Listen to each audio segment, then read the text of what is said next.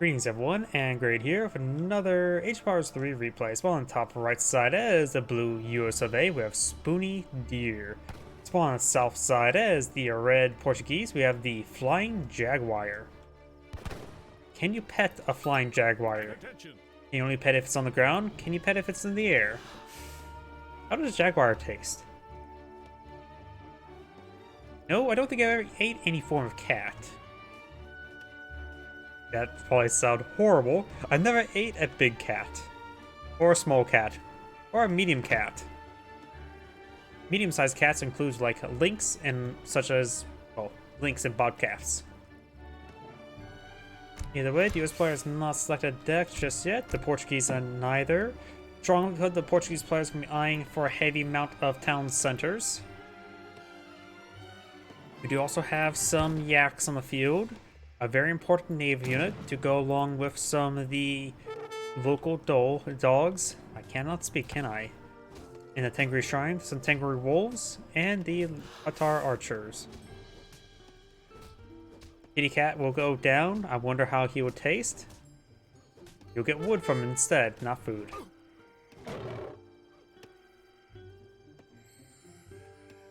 No, I just realized something.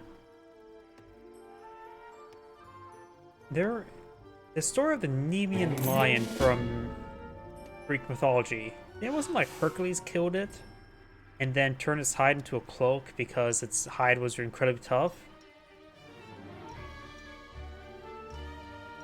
Sorry, I don't know why that popped in my mind.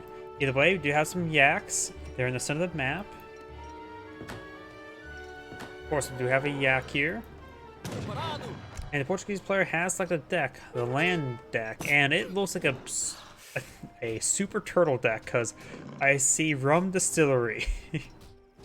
We do of course have furriers, so he's going to eye for more hunts. Does have sawmills, which is not bad because wood does collect up slow, but honestly not a high priority card. We do also got advanced mills and advanced plantations. The extra hit points are not important. The reduction of cost can be useful, but even then, I think, you know, I actually don't know what civilizations can or can't get like +1 deployment of a farm or mill card. They do ship in 1 mill and 1 plantation there, so that's quite nice. We also got Federitas here as well.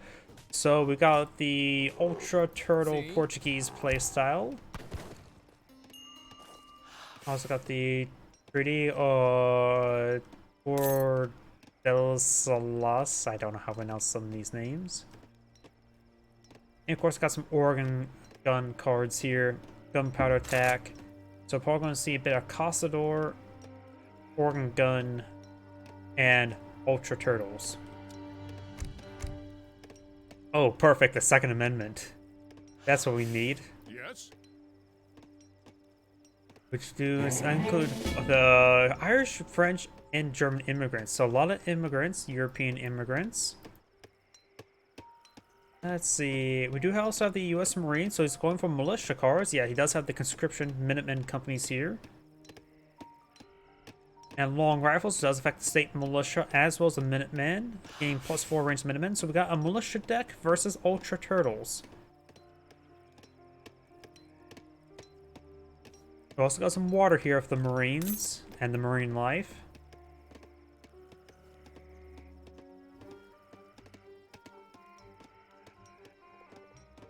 So this should be quite interesting. That's okay, they're just going forward to hunt. And if he takes a look at his opponent's deck, he should realize his opponent's going to turtle in. It will be safe for him to not. Should be relatively safe to go around claiming all the local fauna. Got the French immigrants in the field, or being shipped on in. Red is eyeing for a trading post there. Got the age up, got the logistican.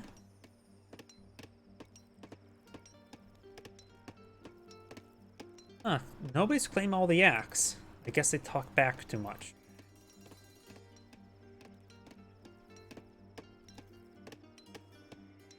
Unless... Could the Portuguese player eyeing for a fake out goes for a deck that seems like Ultra Turtle and go apply the aggression? Do not have the covered wagon full in the field.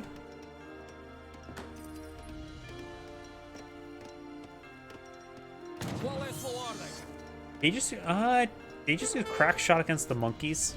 It's not really worth it deploying against monkeys. Even if they do have 60 coin that you're going to still appropriate. There's a town center there. You know, he doesn't have town militia. Town militia will probably be a little bit better. He also should perhaps deploy the estate and the mill in between the two town centers to give him some coverage.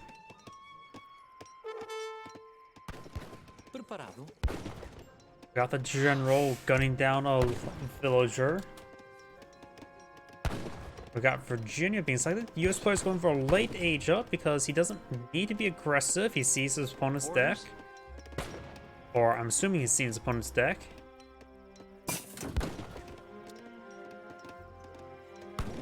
Portuguese player going for blunderbuss and great coat. You don't really need that.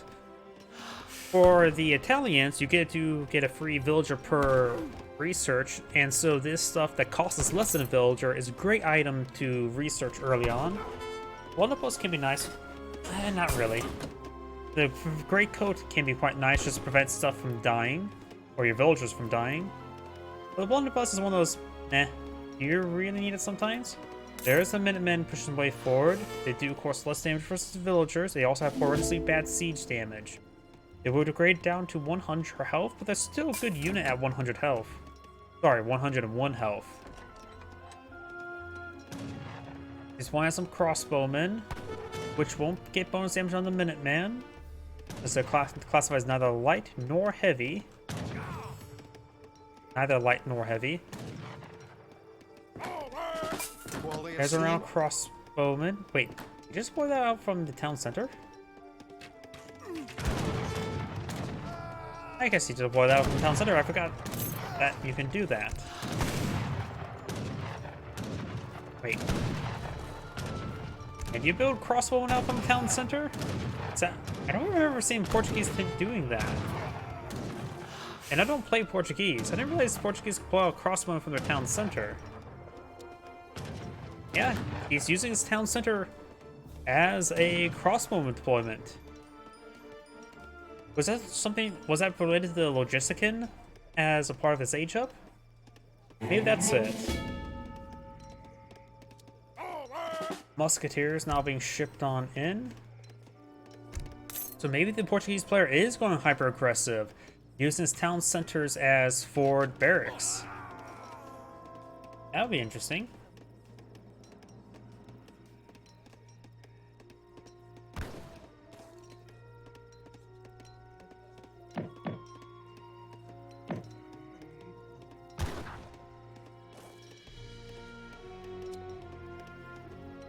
US player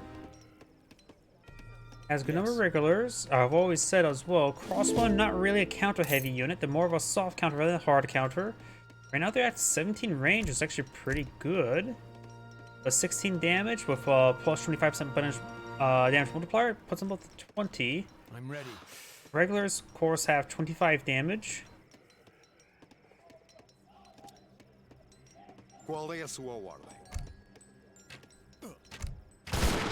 Push way forward, takes a little bit of damage there. Crossbows do cost 80 still. I like the Ethiopian crossbowmen, which can get down to 60. Spine flag has been pulled in the field, which would be a great defensive spot there. Militia does get gunned down. The regulars do offer 14 range, able to help reach. Looks like the Portuguese units have +1 range from something. Not sure from what though. And blue does win out the fight. He has nothing to garrison town center. Regulars do have okay siege damage at 22. This player has a shipment available. No more military shipments. Maybe Springfield Armory. He's going for medicine. Makes his villages cheaper and build faster. It's a card which I think should be pretty good, but yet I can never really make it work. After all, it's one of those shipments that takes time to give you value rather than providing immediate value like most shipments.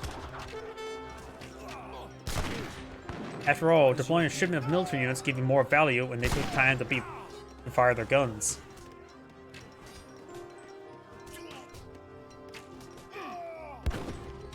Another round of crossbowmen there, so red has stabilized the assault. Crossbowmen are not good at siege damage, so they're not really good aggressive units. Round of militia being deployed in field. The Portuguese players going for villagers. Both players have 22 villagers, so I think the Portuguese player cut villager production a little bit too much. More regulars being shipped on in, going for Tennessee. I don't remember what Tennessee's state cards are, nor what he got. Virginia planned, gave you +2 shipments. This is a card you want to go for, I would say, immediately. You spend 1 shipment to get 2 shipments. The cost for additional shipments do not go up. The cost for making shipments more expensive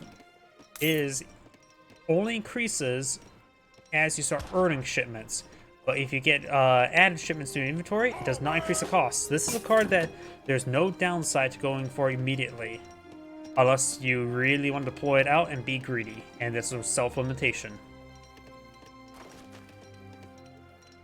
The extra town, all existing town centers spawn 6-minute men. They retain the hit points for 75% longer, so you may be eyeing that for a little bit later when it gets more town centers. The US Marine card would make it so they don't degrade whatsoever, but also means they do have a give out kill bounty in return. And also they actually get okay siege damage, actual siege damage. They also get anti-ship attack. Can't really say what that is off the top of my head. Plus 725% siege damage. Let's assume that times that by 7.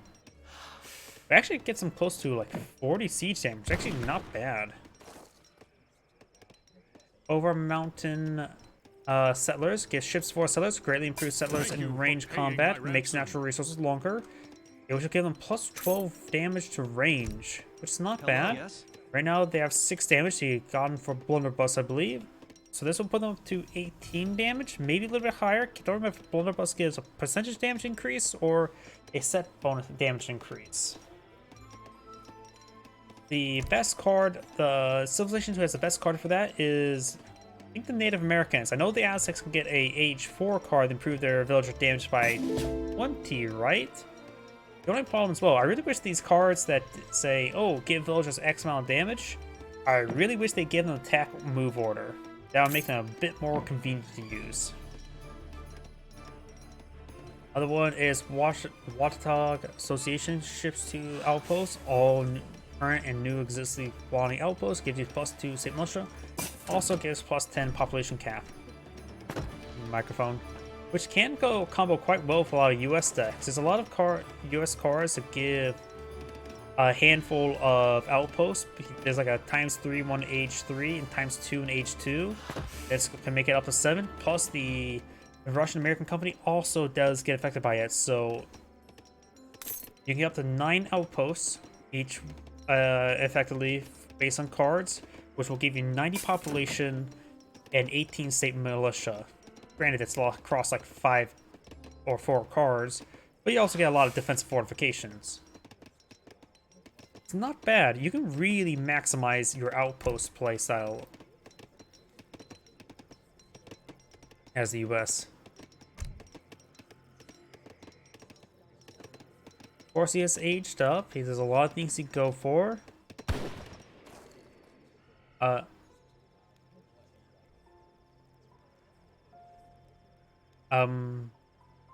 Okay. I think Red backed out of the game. Okay.